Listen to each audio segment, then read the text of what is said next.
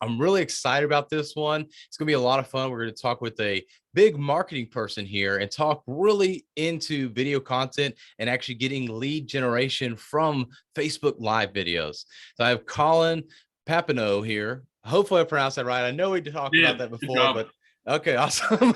He's the owner of Business Winning Marketing. So again, big marketing guy here, and he has several other businesses that I know he'll get into, but I'll let him elaborate on that. So Colin, welcome to the show. Please Awesome. tell us a little bit more about yourself. Well, first and foremost, I appreciate you taking the time, inviting me onto the show. Been preparing for this for a little over a week now, so hopefully I got all my ducks in a row. So, we put out some good content, some good quality information here for your audience. So, you kind of did a great intro as far as my business. We're huge into marketing. We do a couple different legs of the marketing, but a huge bit of my success for this business and also my other businesses really delves into the ability and the know-how to make large amounts of content for my business. That way I can get my name out there, because more people that know who I am and what I do, it just gives me more length, more reach to various different kind of prospects.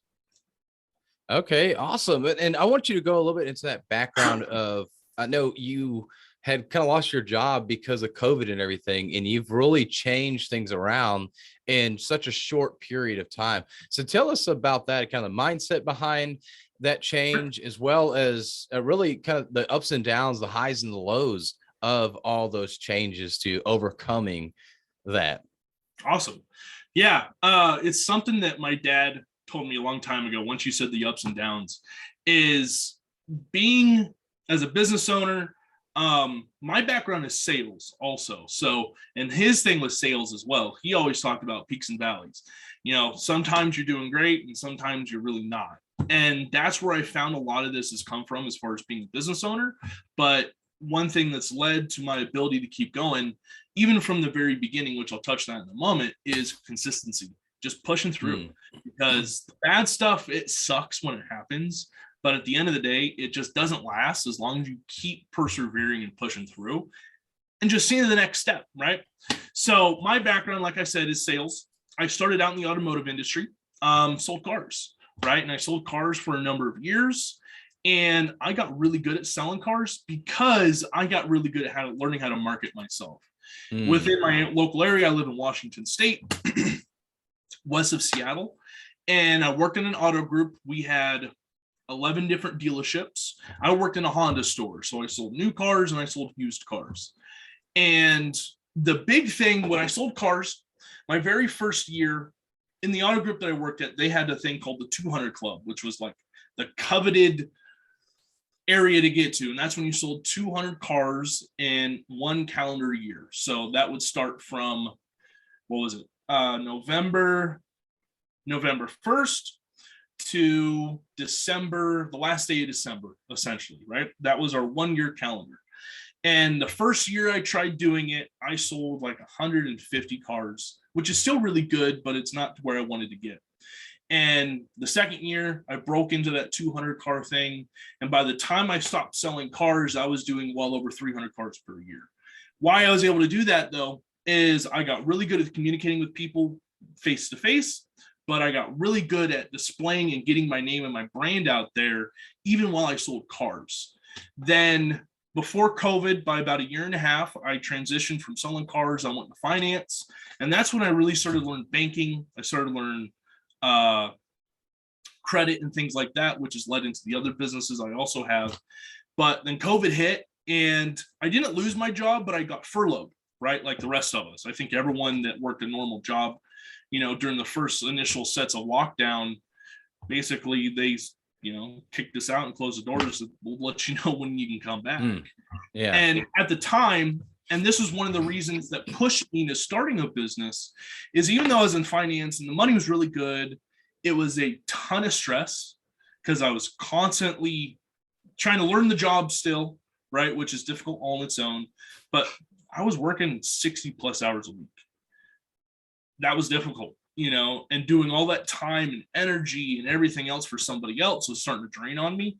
My wife, we were expecting our daughter at the time. So it was like, Okay, do I want to do this? And I knew people that had done it in the past, like in that industry, and had families and always had family issues and struggles because they were never home.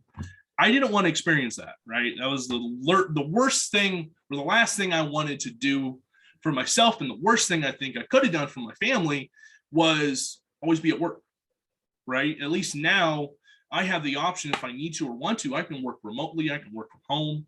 So I got furloughed. I was already had a hell of a work ethic because I was used to working 60 plus hours a week. So I made the decision, either I can sit at home and play video games, right? Which I think everyone else, at least from where I worked at, everyone else did.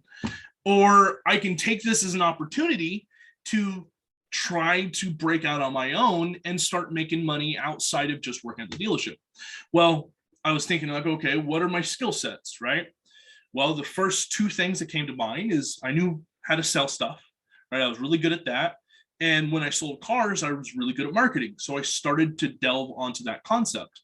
Then shortly after that, before I'd gone back to the dealership, I started another business, which took on my other skill set, which was learning credit and banking and things like that. So I started helping people fix their credit. This was for consumers, right? The marketing was to other businesses, and then fixing credit was to consumers. And by the time I went back to work, by the time I was called back to work, which was, I think 45 or 60 days, something like that, because here in Washington, the first set of lockdowns were like super like hardcore. I don't know if that's the right word. Everyone left, right? And they didn't want anyone coming back to work for a while. Yeah. But by the time I'd gone back to work, I was already making as much as I was while in finance at that position as these two new jobs, right? Brand new, didn't have any experience. Like I had experience in management and running a team because I did that when I worked there. So and I give a lot of my success now to what I had learned there because I got so much experience, and like even after I left, I have no bad blood. I can show up to the dealership tomorrow. Not that I want to work there or anything, but I know a bunch of people there. They are always welcoming. I never burn a bridge. And that's also another thing too. If someone's looking to start up a business, no matter what you're doing, never burn bridges. Oh, right? that is so true. I know man. Of people that like they get an idea and they try it and then they leave their job or old friends or whatever.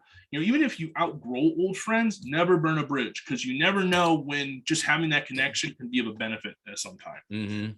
Right. And, for the credit repair company that I grew, that was my first big connection. Is then I started like the dealerships I used to work for started referring me their people because they already knew like I could do a good job. So that would be a trusted relationship. So that's, I guess that would be like a different thing. And as I started to grow and everything else in the marketing company, I started to realize how beneficial live content, doing Facebook Lives. I do Facebook Lives primarily in Facebook groups that I've created, and that's one thing that has really helped me tremendously to get new business, but also as ways of retention for current customers, right? The more stuff I can teach, the more I can help, and more of assets I can put out there in the world, the more I give, the more I receive. And that I like that. That is an incredible background. And I really appreciate you going in all that detail and giving us those things. Now, I know you mentioned something at the beginning of that about working 60 hours a week, essentially before you got furloughed.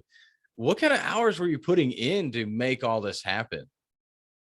Like when I was working there, or the hours I put in for myself?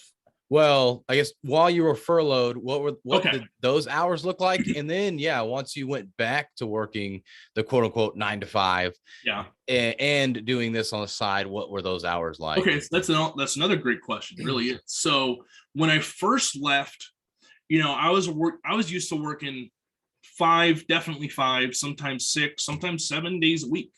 When I worked there were times where I would go 3 weeks without a day off. So I had the work ethic. I was used to waking up at 6 o'clock, starting work by 7:30, and definitely not being done with work by 8. But when I had this opportunity to go into myself, I did those exact same hours I was already used to.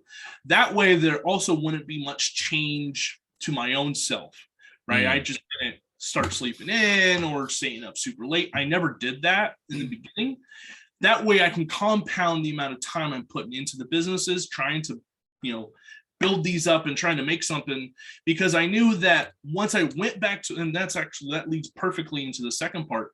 I knew that if I couldn't make these something very quickly, which I know is very difficult to do for a lot of people, because normally they try to start a job or not a job, but a business or a venture.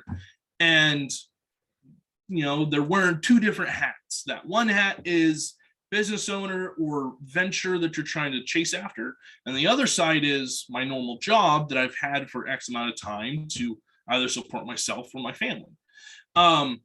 In this situation, because I didn't have to put on both hats, I can just delve deep into the business side.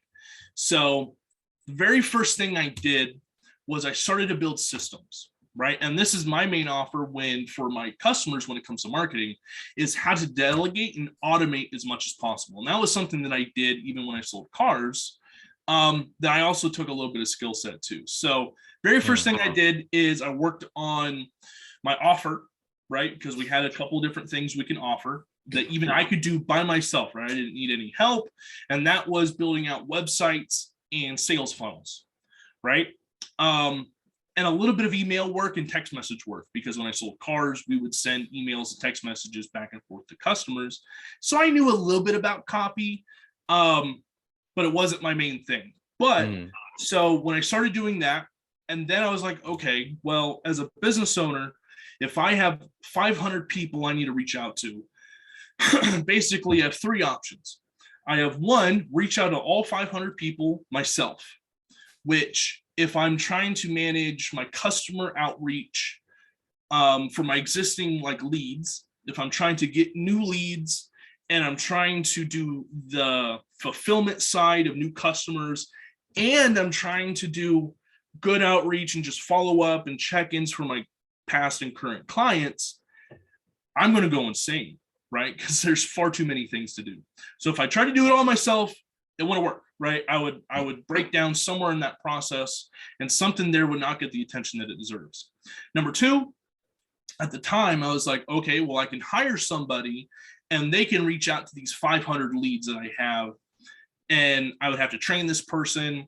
I would have to depend on them. I would have to make sure that if I give them an objective or a task, that they can do it flawlessly without hiccups, which we're all human, right? And especially if I hired somebody, even if they would have been stateside and they can come and work with me face to face, people still have shortfalls, right? And there's nothing bad with that. It's just what happens.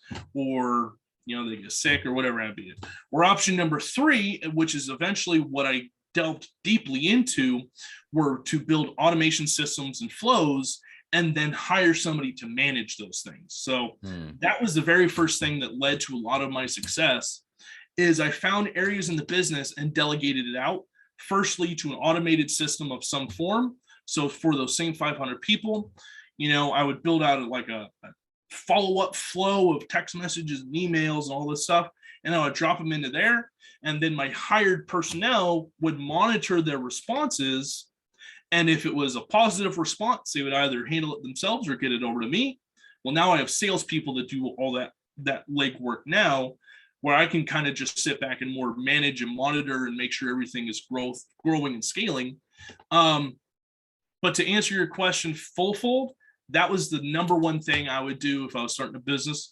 Find the areas that you can delegate and automate. That way you as a business owner can shift and focus your attention into items in your business that either make you money, helps you spend less money, or allows you to scale and grow. So how do you identify some of those areas? I mean, obviously for each business, that just key important task is obviously going to be different, but how do you, once you identify that problem or that area that you need to automate, what systems or what tools are out there that you could end up using? So I think the most universal answer to that is what system or what thing should they look for is new cash flow, right? And that comes along with customers. I don't know of any business in the world that, can't survive or grow without a customer base of some sort. Mm. Whether it, essentially without some form of customer base. Yeah, right. So, and then that boils down to, okay, so if I know I have to get more customers to either buy my service or product or whatever it is that you do to grow and sustain your business, now how do I get new customers? How do I get new leads, which then can turn into customers, right? And then that goes into lead generation. How do you start automating your lead generation? So something simple that I use, and I'll actually tell you guys right off the bat, because you asked like what kind of tools and things of that nature can you do, because of a lot of what I do does have to do with live training videos or live calls or different forms of content, whether that's Instagram reels, TikTok, and things like that. One tool is called OneStream.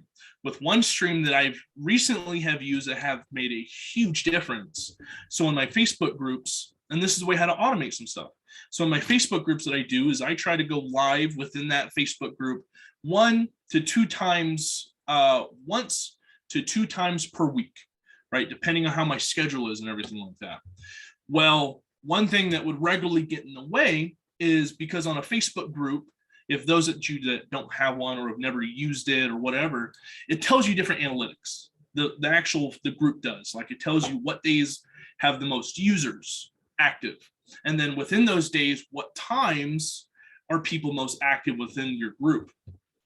Well, with OneStream, I can record a live training or a live, teaching or whatever, presentation, whatever it is. Well, I can record it, say on a Sunday. And let's say if Tuesday at Tuesday at noon and Wednesday at 6 p.m. are the most popular days and time blocks, I can on a Sunday record that content and then upload it. So for one day on that time, it auto shoots and it shows up in the group as a live video, live training, like it streams it live. Right. And then the same thing on the other. And I can duplicate that onto Instagram. I can stream it right into Instagram and it shows it alive. I can do that with my Facebook, my personal Facebook page. I can do that on TikTok. I can do that on LinkedIn.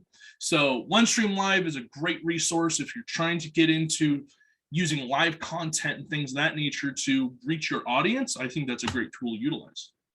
Okay, man, that's awesome. I've heard of OneStream before, hadn't used it myself, but wow, that's incredible that you can use it on all those different platforms, and it does actually show it as live, which is a big way. Which, speaking of that, it's actually a good segue into video content. So I know every different piece of content has a different weight to it. Obviously, if it's a long form text on Facebook, or if you have a picture, a video that you pre-recorded versus a reel versus a live video, all of them have a little bit different weight based on the algorithm. And of course, that's always changing.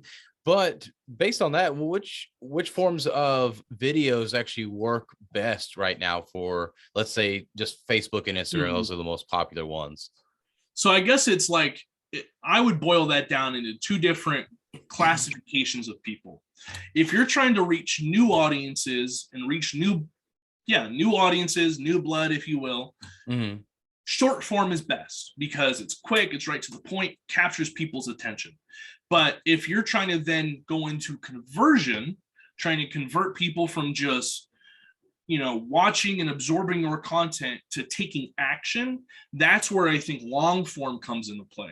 Because, let's take TikTok, for example. TikTok, originally, I thought it was a joke, I think, along with everybody else. Yeah. Right? And if I thought, oh, this is kind of cool, people are dancing on this app, whatever.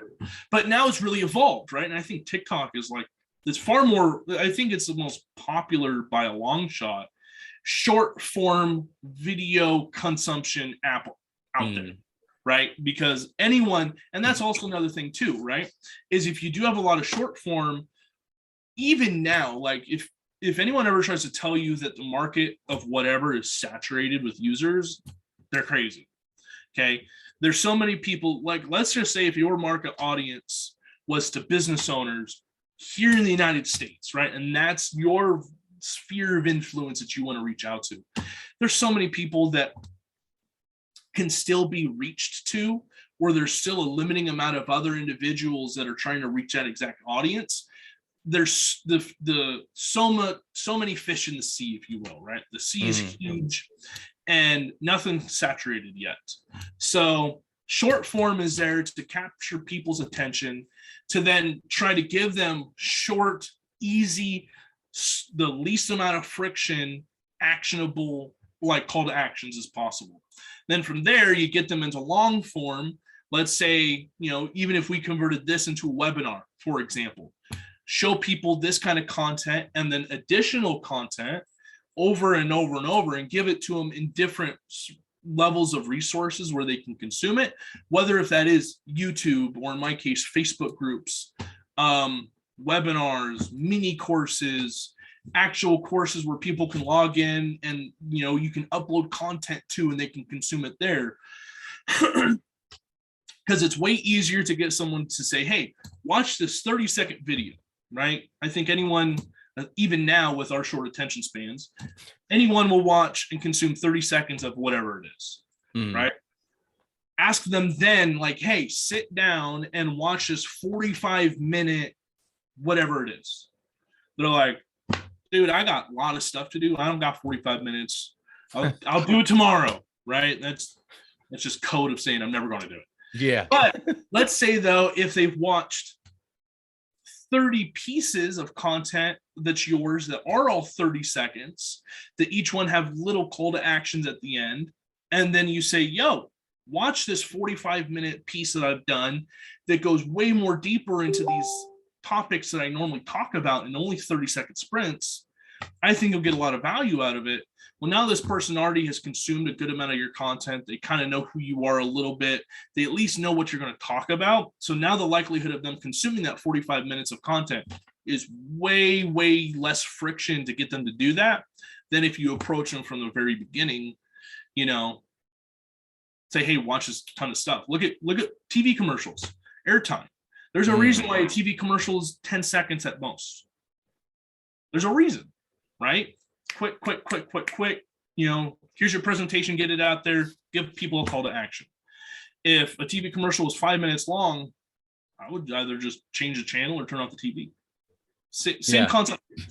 Or go up and get some food, right? Yeah, and I don't even pay. I would zone out or whatever it is. You know what I'm saying? Whatever it is.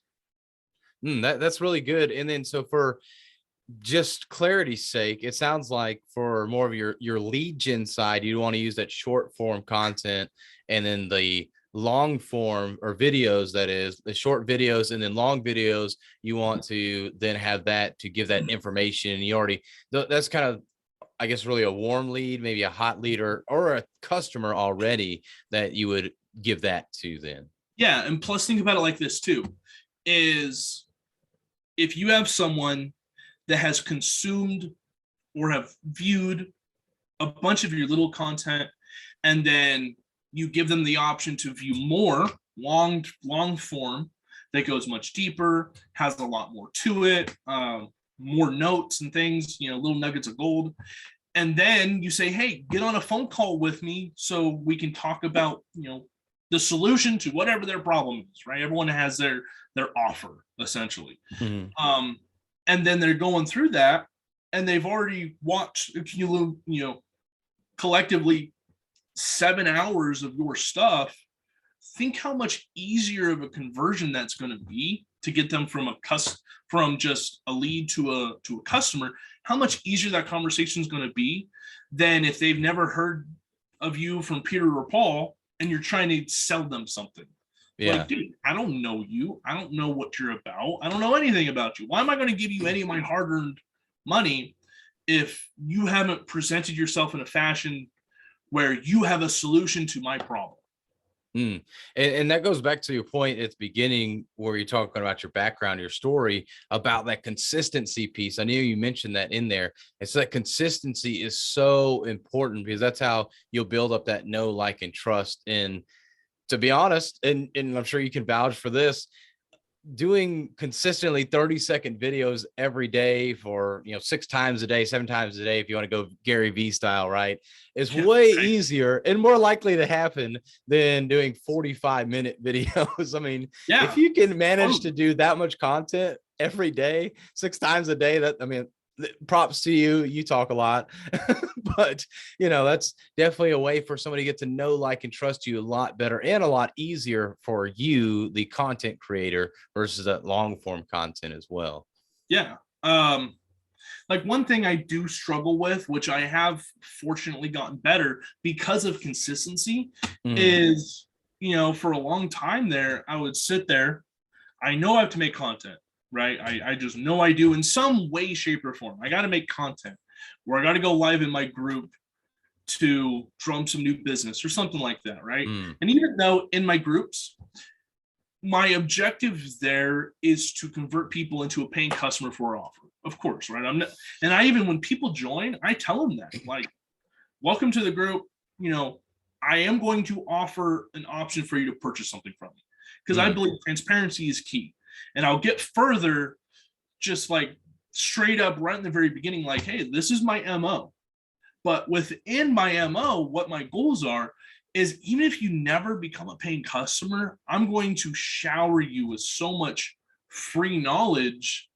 And even though that free knowledge is like 10% of what I do for the people that are paying customers, you're still going to get something out of this. Yeah. No matter what, you're going to get something out of this. You're going to receive a benefit. Even if you never do anything, you never even engage, like actually engage, and you just watch some of it, then eventually you're like, oh, okay, I've taken these 3 nuggets of gold that he just gave away for free. I implemented it, and this has helped me in whatever solution. Well, guess what, too? Even if that is a scenario, the likelihood of them eventually becoming a paying customer is 20 times more likely. You know what I'm saying? So yeah. With the consistency part, is at first it's super hard to think of, what am I going to say? I'm going back to the Gary Vee thing, is he's like, just whatever comes to your mind, record as much as you can, right? And very few of those, at least in the very beginning, very few of those is really going to, do very well as far as the consumption of content. But that's what's so cool with content now, is it takes one really good piece that blows up. Like, I see people on TikTok where they have one video that suddenly just, gets 2 million likes or whatever, and 5 million views. And you look, super far down on their page, and their first set of videos only has a few hundred views, but all their new videos have tens of thousands, if not hundreds of thousands of views, right? Because the algorithm will catch up eventually. So even if you don't know what you're going to say, just start putting stuff out there, no matter what. Or even go on a long form piece like this, and you clip it up in little nuggets, and then you already have all this content you can then sprinkle out there over time. If you just sit there and you have 2 topics that you just look at a camera and ramble on by yourself, and don't even talk to anybody, but then you clip that up a bunch of times, that could be your content too. Yeah. That's such a great point. And I really do want to pry into that a little bit more, because I know people are going to say, well, that's great, I can think of something random to talk about, but it's not necessarily about my business or about my brand, some of the things that pop into my head. So what would you say to somebody about that's thinking that, when it comes to creating that content? Is there some kind of structure you can help give us behind that? Because let's say I'm like, man, I just don't know what to talk about today, but then all of a sudden I'm thinking about underwater basket weaving. Well, it has nothing in the world to do with my speaking coaching. It has nothing to do with what I do personally, but that's popped in my head. So does that work? Should I still talk about that? Or how do I go about finding something that somewhat relates to my brand and what I'm trying to build as a business? So in that kind of scenario, when I sell stuff, right? When I sold cars and stuff back then, even when I sell my products now, because even though I have a team of salespeople, I'll still regularly hop on the phone, right? Whether to help out, or I'll just take calls myself. If suddenly I'm, like, oh shoot, after noon today, I'm pretty much free the rest of the day, and I got 10 more sales calls from my team, I'll just hop in and start pounding calls too. Like, I'm never going to be above that, because I love that kind of stuff. I love sales. Going to that question though, and tying this all in, try to find a way how to do story-based, in this case, in my case before, story-based selling. But in that way, story-based content or something along those lines. Find a way how to connect underwater basket weaving into your offer, right? Just find a way, because it only needs to connect just a little bit, and then you're good to go. Yeah, and that Just think of a title, right? Just think of the title, though. From underwater basket weaving to talking about this, like that could be a great title all on its own, because people have heard that example. Like, dude, how are you going to connect underwater basket weaving to public speaking coaching, right? And all of a sudden, even that tiny little connection, like, oh, all right. And then guess what? Now they're going to consume probably more of your content because they think you're funny and witty. There we go, man. That's why I had to be the title of it: underwater basket weaving marketing tips. Right. That won't be the title of the podcast. That would be hilarious. Great YouTube thumbnail, though. Yeah. Now you're making me. I'm gonna have to go make a video literally just to talk about that underwater basket weaving, and I'll be able to tie it in. Because like, hey, I had this awesome podcast interview where we talked about underwater basket weaving, right? So there you go. Don't make an excuse to make that content. Right. But I really do want to go back on the Facebook Lives and really kind of pick your brain a little bit on that. So you said you usually use one stream live to go once or twice a week in your Facebook groups, more specifically to really grab those leads to get more clients. But how does that look? I think a lot of people are, they're inundated with those call to actions being sold online. But how do you go about that? And I know with the Facebook group, that's obviously people are a little bit more warm. They know you a little bit. That's why they're in there. It is your group. You mentioned about you already give them the MO of how, hey, I'm going to sell you at some point. But how do you still get those leads from the Facebook Live specifically? So this is kind of the flow that I personally use for my kind of like my process for my customers. So I use Facebook, or I use paid advertisements. So that's along the lines of Facebook, YouTube, and Google. And then I push people into one of my groups. I have 3 groups, right, that I use, each for different offers or different businesses.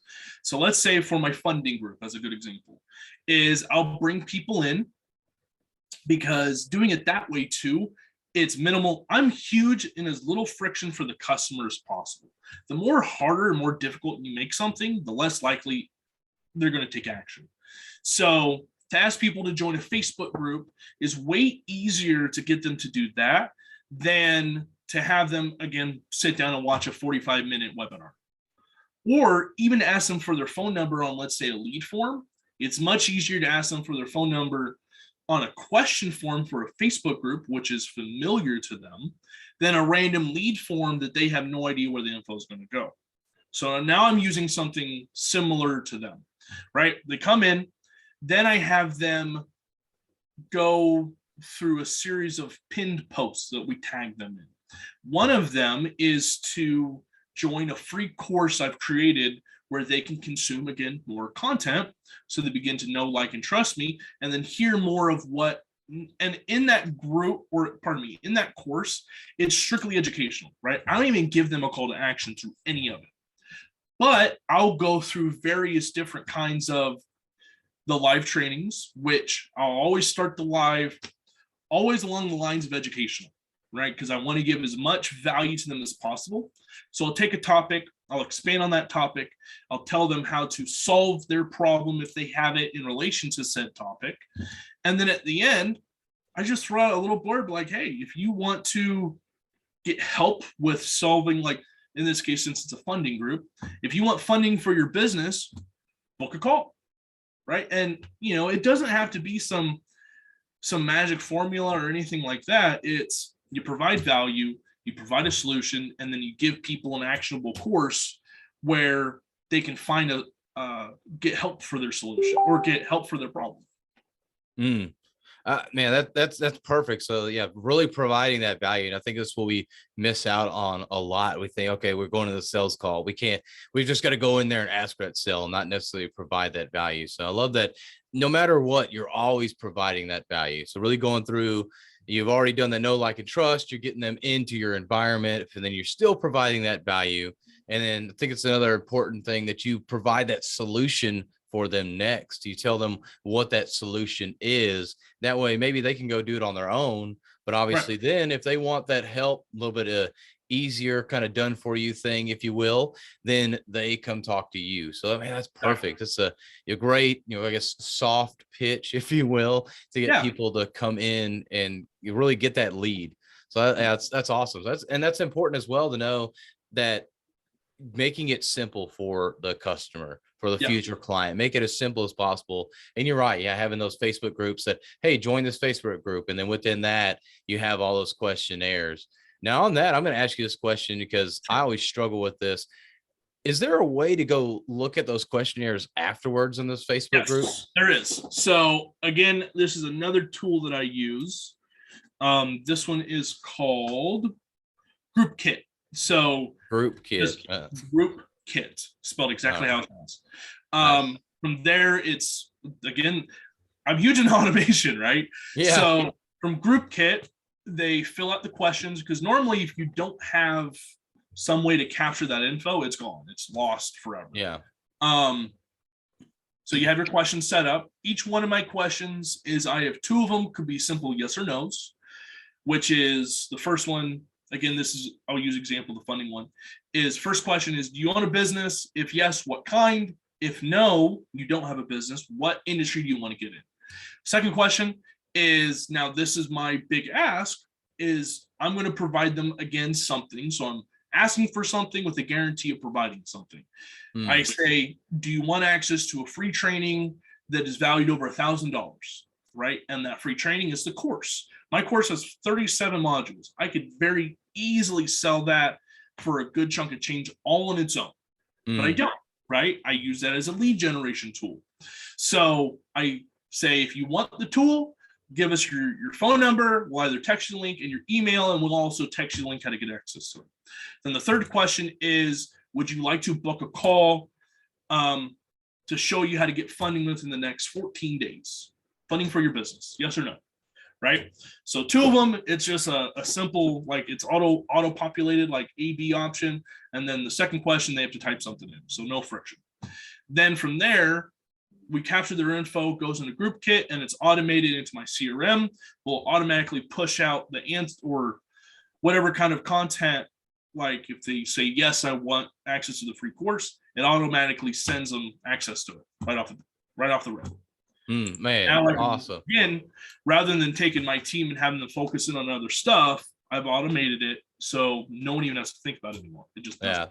That's awesome, man. So I appreciate that. I definitely need to work on that part of that automation process for sure.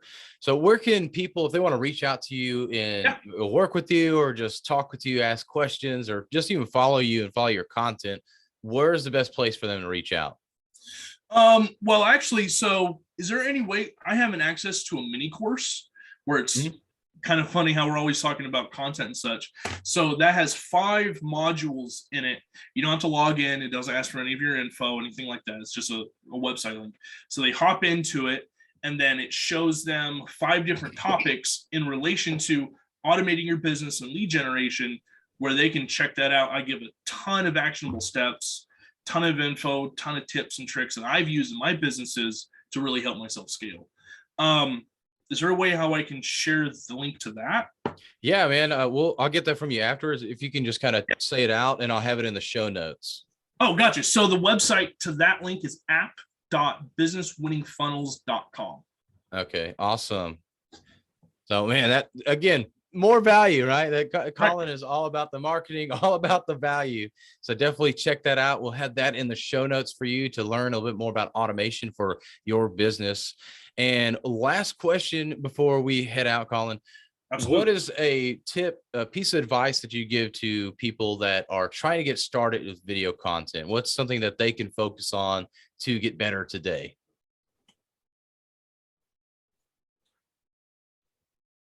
Okay. Great question. This is something that I felt was a disadvantage.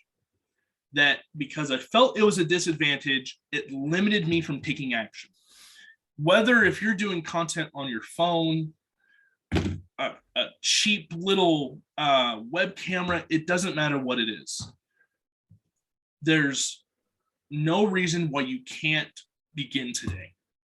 right? You don't think, oh, I have to have, a super expensive camera and all these, pardon me, and all these fancy lights and a microphone. Yes, those things will help you in due time. But the thing that'll help you the most is just begin today and be consistent with it. Love it, man. And in really, honestly, this phone is an expensive camera, especially the ones that come out now. They're over $1,000. Yes. I mean, I got like 4 cameras or whatever in here right there. Yeah. But, and some people, like, they're trying to get into this, and maybe they don't have maybe they have like a 5-year-old phone, right? Bro, I see people regularly making content, whether if it's serious or silly or whatever it is, but they're reaching tons of people, right? And even if you have a 5-year-old potato phone, but you're still trying and you're still being consistent with it, and you're putting stuff out there, you're going to be more successful doing that than the other person that has a $5,000 camera and the ring lights and the $1,000 microphone and all this kind of stuff that's only making one video every other week.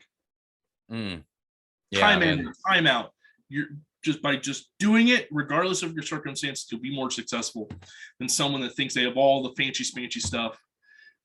Because ultimately, I love it, man. Consistency is so important. And I always say that everybody has a message that they need to get out. And by putting it out there, like you said, that example of that TikTok that finally actually goes viral, that's what's going to happen for you as long as you put in that consistent action, that you're going to start seeing a lot more engagement, a lot more people watching your stuff. It's like becoming the overnight success, right? That's the same thing with business. The same thing with video content, putting your message out there, that eventually you will become that overnight success by doing something for a consistent amount of time.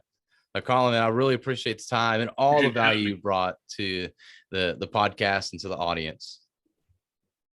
Awesome, man. Thank you so much, Phil.